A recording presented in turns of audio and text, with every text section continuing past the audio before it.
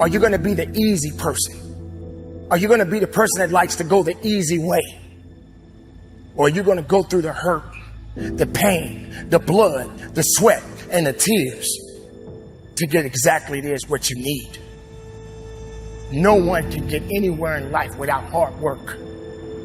And if you're not dedicating yourself, if you're not making the necessary sacrifices, then how can you get to that level that you want to be?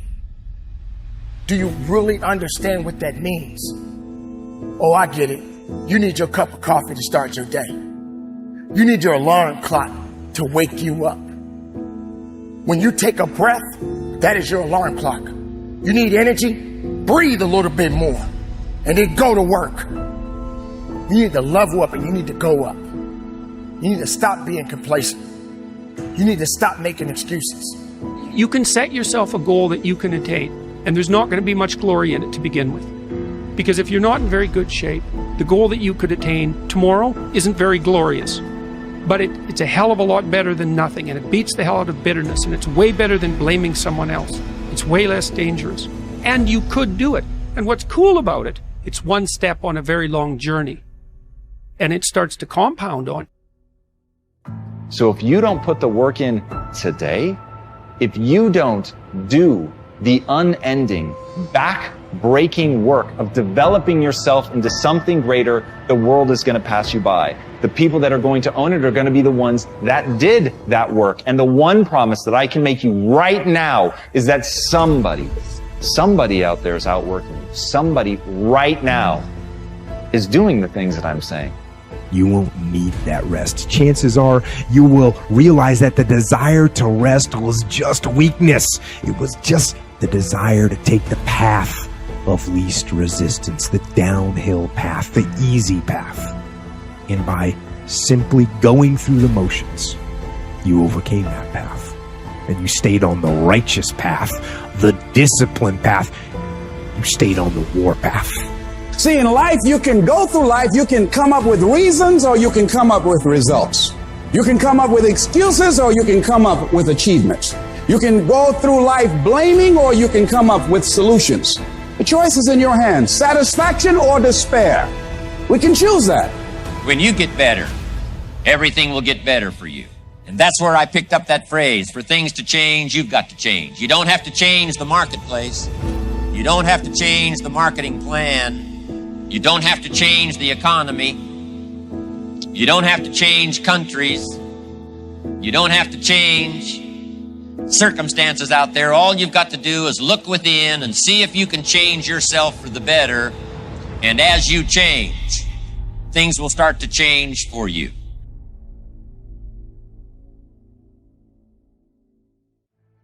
In what you've done with your life thus far, is it giving you what you want?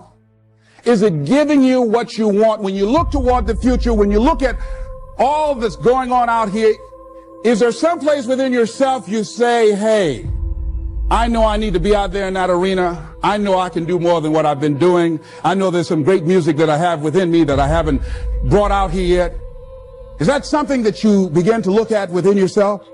See, I say if you look at your life, and if you're not getting what you want, you owe it to yourself to do something differently. We lie to ourselves. We don't tell ourselves the way things really are. And when we do that, then we can't fix our problems. If we can't fix our problems, we're not going to improve. So we have to be truthful to ourselves. I have to be truthful to myself. You have to be truthful to yourself. You have to stop rationalizing, stop making excuses, stop telling yourself little watered down assessments of where you're really at. Tell yourself the truth so that you can get where you want to go. You can be who you want to be. You can be who you should be. Who you should be when you do what you know you should do. There will come a time where you will have to leave the grave.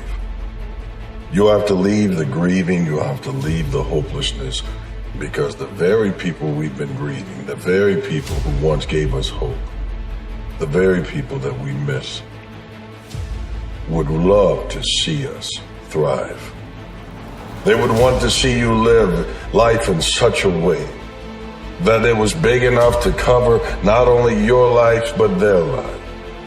Give them something to be proud of. Let their life not be in vain, but take the vein that they gave you of love and blood and purpose and do something with it. Get up off the knees. Use the things that are instilled in you.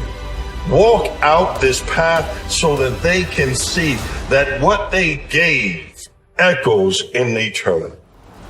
Imagine there are eternal verities: truth, beauty, justice, love, courage, fortitude, passion. Think of all those things as virtues. So virtue is what all virtues have in common. That's the relationship of God to the good. God is the essence of the good. Or you may think, how would that manifest itself in your life? Well, that might be pursuit of the good. That's the pursuit of the good that unites all proximal good. Well, what is that exactly? Well, it's something like belief that it would be for the best, that all things flourish to the degree that that's possible. When you're dedicated to the dream, when you're fully dedicated to the dream, you stay committed. You stay committed past the inconvenience. When you're dedicated to the dream, for real, truly dedicated to the dream, you stay consistent past the challenges. No matter what challenges come up, you're still staying consistent. No matter what obstacles come up, you still staying consistent. When you are dedicated to the dream, you keep stepping up, no matter what obstacles show up. But when dedication lacks, setbacks will always make you take a step back. How much time do you spend every day working on your dream? In the last 90 days, how many books have you read? In the last year, what new skill or knowledge have you acquired? What kind of investment have you made in you? Wanting to become a better version of ourselves is something everyone desires. When we don't make a plan to improve ourselves, we stay stuck or let our limited beliefs control us. But just wanting to change isn't enough. We need clear goals and then take action to make a plan for personal growth that works. You get results by doing, not just talking. Thinking about problems won't solve them. Make a plan for personal growth with things you can actually do. Work hard to overcome any obstacles that stop you from reaching your goals. If you work hard and keep at it, you become the best you can be. What's a plan for personal growth? A plan for personal growth is like a customized plan for your life. Start by figuring out what makes you happiest in life. Then work backwards. Think about the habits you need, the things you need to learn, and the steps to get there. Personal growth isn't only for people who feel stuck or have big problems. Everyone benefits from having a plan to grow. Learning how to keep growing helps you be more confident. Reach your goals and feel satisfied. If you're not making progress, you're going backward. So it's time to start growing. Finding your personal challenges. First, decide what's important in your life to set goals for personal development. What does your plan for personal growth mean to you? Is it about getting better at talking to your partner? Do you want to do well at work? Do you want to eat healthier or get in better shape? Do you want to be better with money? No matter your challenges, there's a way to achieve what you want. Growth and success mean different things to different people, but most personal growth plans cover 4 areas: work, relationships, learning, and health. You can adjust your goals in these areas to fit your life and keep growing. The work goals are about your job. They can be things you want to do soon or later. For example, you might want a better job in a year, a different job in 5 years, and your own business in 10 years.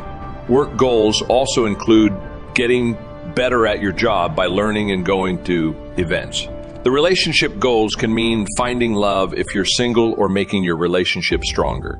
If you're in one, if you want love, you'll work on finding the right person and getting over things that stop you. If you're in a relationship, you might want to make it more exciting and stop fighting. The learning means feeding your brain, learning new things, and staying interested in learning. You could decide to read a long book, learn to play a musical instrument, or do puzzles regularly. Health is one of the most common things people want to improve. It might seem like just losing weight or getting strong muscles, but it's more. Being healthy means living in a way that gives you energy and strength to chase your other goals. Knowing the parts of personal growth plans, there are many ways to make a personal growth plan, but we can put them into 7 groups. 1, skills. These are things you're good at or can learn. To do well in life, know what you're good at and what you need to learn. 2, growth. To get what you want in your job, relationships, life, or health, you need to change. You need to learn more and be open to change. 3, power. This is how much control you give others over you. To grow, take back some control. Don't let others control you too much. 4, improvement. To make your life better, think positive and work hard. All growth comes from improving yourself. If you don't try to be better, you won't reach your goals. 5, empowerment. What's special about you? It doesn't matter what others think. Feel more confident by thinking good things about yourself and doing things you enjoy. 6, analysis. This means looking at what you're good and not good at. No one is great at everything. Be honest about where you need to improve and what you can do to get better. 7, goals. Having goals is important to make changes and reach your dreams. Being ambitious won't help if you don't know what you want. The secret of success is learning how to use pain and pleasure instead of having pain and pleasure use you. If you do that, you're in control of your life. If you don't, life controls you. It's so easy to be great nowadays because so many people are focused on efficiency, getting the most for themselves with the least amount of time and effort. Let all of them leave the gym early, skip school, take sick days. Commit to becoming the motherfucker with a never-ending task list. This is where you make up the difference in potential. By learning to maximize what you do have, you will not only level the playing field, but also surpass those born with more natural ability and advantages than you. Let your hours become days, then weeks, then years of effort. Allow discipline to seep into your cells until work becomes a reflex as automatic as breathing. With discipline as your medium, your life will become a work of art. Discipline builds mental endurance because when effort is your main priority, you stop looking for everything to be enjoyable. Our phones and social media have turned too many of us inside out with envy and greed as we get inundated with other people's success, their new cars and houses, big contracts, resort vacations, and romantic getaways. We see how much fun everyone else is having and feel like the world is passing us by. So we bitch about it and then wonder why we are not where we want to be. When you become disciplined, you don't have time for that bullshit. Your insecurities become alarm bells reminding you that doing your chores or homework to the utmost of your ability and putting in extra time on the job or in the gym are requirements for a life well lived.